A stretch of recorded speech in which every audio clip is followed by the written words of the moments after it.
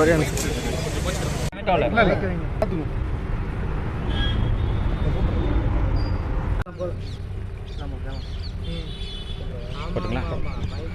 நீதிமன்றங்களுக்கு நன்றி, எனது வழக்கறிஞர்களுக்கு நன்றி. தமிழக வரலாற்றிலேயே இதுவரை இல்லாத அளவுக்கு 2 முறை குண்டர் சட்டத்தில் என்னை பவள விழா கொண்டாடும் ஒரு கட்சி அடைத்திருக்கிறது என்பது உள்ளபடியே வெட்கக்கேடு. நான் நடத்தி வந்த சவுக்கு மீடியா 8 மாத காலத்துக்குள் திராவிட மாடல் அரசின் உண்மை முகத்தை தோலுரித்து காட்டியதன் காரணமாகவே என் மீது பொய்யாக கஞ்சா வழக்கு போடப்பட்டது. அவதூறாக காவல்துறையினரை பற்றி பேசியதாக 17 வழக்குகள் பதிவு செய்யப்பட்டன. தமிழகம் முழுக்க நான் போலீஸ் வாகனத்தில் அலைக்கழிக்கப்பட்டேன். கோவை சிறையிலேயே எனது வலது கரம் உடைத்து 3 இடங்களில் எலும்பு முறிவு ஏற்பட்டது. ஒவ்வொரு முறை காவல்துறை என்னை கஸ்டடி எடுக்கும்போதும் வெளியே வந்த பிறகு திராவிட முன்னேற்ற கழக அரசை எதிர்த்து எதுவும் பேசக்கூடாது, திமுக அரசுக்கு ஆதரவாக பேச வேண்டும் என்பதை நிபந்தனையாக கூறினார்கள்.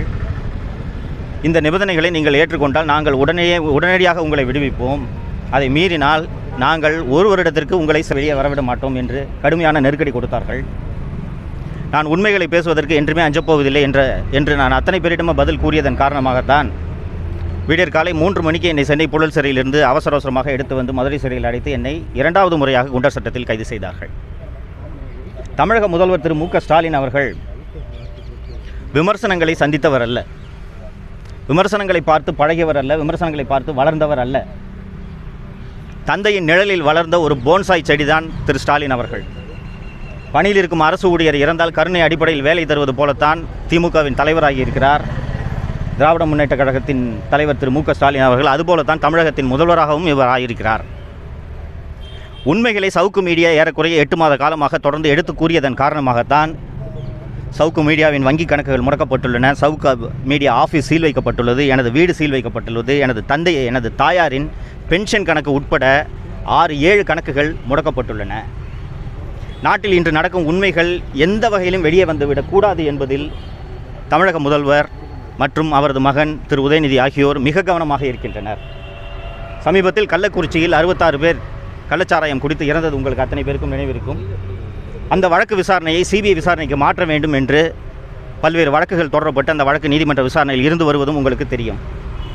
கடந்த டிசம்பர் 2023 தமிழக டிஜிபி திரு சங்கர் ஜிவால் அவர்கள் தமிழகத்தில் சட்டவிரோதமாக மெத்தனால் சர்வசாதாரணமாக கடத்தப்படுகிறது, உடனடியாக இது தடுக்கப்பட வேண்டும், அப்படி தடுக்கவில்லை என்றால் மரக்காணத்தில் ஏற்பட்டது போன்ற கள்ளச்சாராய சாவுகள் ஏற்படுவதை தடுக்க முடியாது என்று டிசம்பர் 2003 தமிழக டிஜிபி சங்கர் ஜிவால் அவர்கள் உள்துறை செயலாளருக்கு கடிதம் எழுதியிருக்கிறார். இந்த கடிதத்தின் மீது தமிழக முதல்வர் உள்துறைக்கு பொறுப்பாக தமிழக முதல்வர் அவர்கள் நடவடிக்கை எடுத்திருந்தார் என்றால் 66 உயிர்கள் பலியாக இருக்காது. இதுபோல பல்வேறு உண்மைகள் தமிழக மக்களுக்கு தெரியாமல் மறைக்க வேண்டும் என்ற நோக்கத்துக்காக தான் சவுக்கு மீடியா முடக்கப்பட்டது. இன்று 4 நாட்களுக்கு முன்பாக தமிழக சட்டம் ஒழுங்கு கூடுதல் டிஜிபி திரு டேவிட்சன் அவர்கள் மீது பாஸ்போர்ட் ஊழல் தொடர்பாக பொதுநல வழக்கை தொடர்ந்த வராகி என்ற பத்திரிகையாளர் கைது செய்யப்பட்டுள்ளார். வராகி என்பவர் கைது செய்யப்பட்ட விவரம் இதுவரை பொதுவெளியில் தெரிவிக்கப்படவில்லை.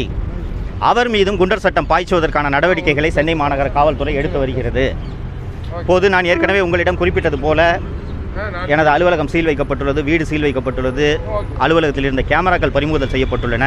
சவுக்கு மீடியாவில் பணியாற்றி கொண்டிருந்த 5க்கும் மேற்பட்ட பணியாளர்கள் மீது வழக்குகள் பதிவு செய்யப்பட்டுள்ளது.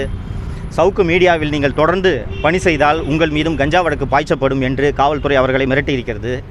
இது ஒரு தனிநபருக்கு நடந்த கொடுமையாக நீங்கள் பார்க்கக்கூடாது, இது ஊடக சுதந்திரத்துக்கு ஏற்பட்டுள்ள கொடுமையாகத்தான் நீங்கள் இதை பார்க்க வேண்டும். நான் 5 மாதம் கழித்து நான் சிறையிலிருந்து வெளியே வந்திருக்கிறேன். உங்களுக்கு ஏராளமான கேள்விகள் இருக்கும், இந்த கேள்விகளுக்கெல்லாம் நான் பின்னால் பதிலளிக்கிறேன். நீங்கள் இந்த 5 மாத காலம் என்னுடைய செய்திகளை எனக்கு இந்த நீதிமன்ற வழக்குகள் தொடர்பாக எல்லாம் தொடர்ந்து நீங்கள் செய்திகள் வெளியிட்டு எனக்கு நீங்கள் கொடுத்து வந்த ஆதரவுக்கு எனது நெஞ்சார்ந்த நன்றிகளை தெரிவித்துக் கொள்கிறேன். மீண்டும் நிச்சயமாக தொடரும். ஒரு 2-3 மாத காலமாகும். நான் சொன்னது மாதிரி வங்கி கணக்குகள் முடக்கப்பட்டுள்ளன, ஆஃபீஸ்லேருந்து கேமராக்கள் பறிமுதல் செய்யப்பட்டுள்ளன, கம்ப்யூட்டர் பறிமுதல் செய்யப்பட்டுள்ளன. 25 பேர் பணியாற்றி கொண்டிருந்த இடத்தில் அவர்கள் வேலை இழந்து நிற்கிறார்கள். அவர்களுக்கு வேறு எந்த இடத்துலையும் வேலை இல்லை. ஒரு 2-3 மாத காலமாகும். அதற்கு பிறகு நிச்சயமாக சவுக்கு மீடியா தொடரும் என்பதில் அதுதான் என்னோட வேலை. 15 வருஷமாக அதை தான் செஞ்சுட்ருக்கேன். தொடர்ந்து அதை செய்வேன். நான் பழைய வீரியம் இருக்குமா? சவுக்கு மீடியா தொடரும், ஆனால் நீங்கள் வீரியம் இருக்குமா? உங்களோட கேள்விக்கு என்ன பின்னணின்றதை நான் புரிஞ்சுக்கிறேன். 5 மாதம் ஜெயிலுக்கு போயிட்டு வந்திருக்கீங்க. இதே வீரியத்தோடு நீங்கள் செயல்படுவீங்களான்றதான் உங்கள் கேள்வியோட பொருள். இதே வீரியத்தோடு நிச்சயம் செயல்படுவேன். தமிழக மக்களுக்கு உண்மைகளை எடுத்து கூறுவதில் ஒரு நாளும் சவுக்கு மீடியா தயங்காது. இதெல்லாம் தொடங்குறதுக்கு கொஞ்சம் அவகாசம் ஆகும். அதுக்கு பிறகு உங்களை விரிவாக சந்தித்து நிறைய பேசுகிறேன். கோவை சிறையில் எனக்கு வந்து என்னோட கை உடைக்கப்பட்டது. மற்ற சிறைகள்லாம் என்னை கைதி போல தான் நடத்துனாங்க. வேற ஒன்றும் பத்திரிகை சுதந்திரம் இருக்குதா? இப்போ தமிழகத்தில் பத்திரிகை சுதந்திரம் என்பது துளியும் இல்லை. தமிழக முதல்வராக இருந்த திரு கருணாநிதி அவர்கள் தன்னை பத்திரிகையாளர் என்று அடையாளப்படுத்திக் கொள்வதில் மிகவும் பெருமைப்பட்டவர். கடைசி வரை தன்னை பத்திரிகையாளர் என்று அவர் அழைத்து கொண்டவர். சிறு வயதிலேயே சிறுவனாக இருந்த பொழுதே கையெழுத்து பத்திரிகை நடத்தியவர். தலையில் சுமந்து கொண்டு முரசொலியை விற்றவர். கலைஞரின் மகன் என்று பெருமையாக சொல்லிக் கொள்ளக்கூடிய தமிழக முதல்வர் திரு ஸ்டாலின் அவர்கள் பத்திரிகை சுதந்திரத்தை குரல்வலையை நெரிப்பதில் முன்னணியில் இருக்கிறார். தமிழகத்தில் இன்று சுதந்திரமாக பத்திரிகைகள் செயல்பட முடியாத ஒரு அவலச்சூழல் நிலவுகிறது. இதை மாற்றுவதற்கான நாள் வெகு விரைவில் வரும். தமிழக மக்கள் தமிழகத்தை பிடித்துள்ள இந்த திராவிட மாடல் ஆட்சி என்ற சாபக்கேடு எப்போது முடியும் என்று காத்து கொண்டிருக்கிறார்கள். அதற்கான நாள் விரைவில் வரும். நன்றி நன்றி நன்றி நன்றி நன்றி நன்றி நன்றி. Thank you thank you thank you thank you thank you. பின்னாடி பேசுகிறேன்.